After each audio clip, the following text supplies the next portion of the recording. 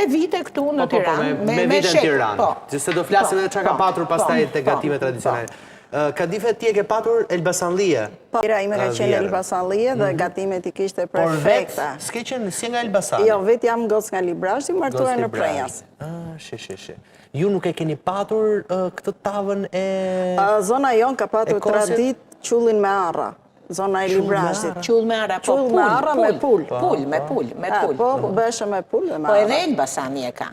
Elbasani ka tavën e dheut dhe tavën e kosit. Normal që e ka dhe qullin me arra. E ka dhe qullin me arra. Se sigurisht ato kanë ndikimin e tyre. Ka ndikimin se një zonë janë. Do të tregosh pak. Mua po të më thonë, njerëzit e dinë që unë kam shumë qef gatimin edhe kam kështu ndonjëherë edhe si antistres. Po, këto gjërat që bëjmë ne, pak palestër, pak gatime të tjeshta.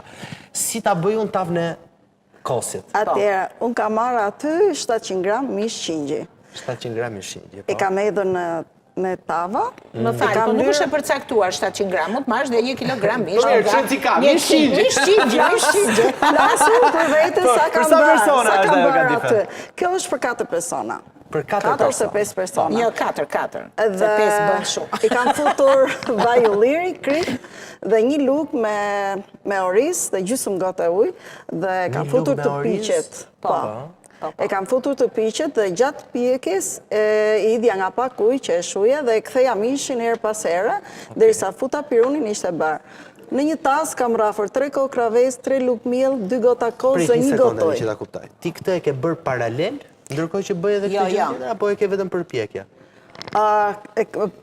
Si kam bërë pjekin, kam bërë atë përgatitjen tas, ndërkohë që po që kam edhur atë përzirin që bëra me miell, kozë dhe ves dhe 1 gotë ujë, edhe kam futur në furrë, pastaj kam futur dhe pak gjalp sipër dhe kam marrë pjekin, pastaj ta marrë pjekin.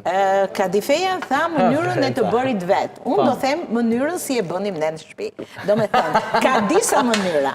Dhe dua ta shpjegoj logjikisht për ta kuptuar. Për shembull, marrim mishin e qingjit dhe nana ime e bënte e zjente pak me pak ujë.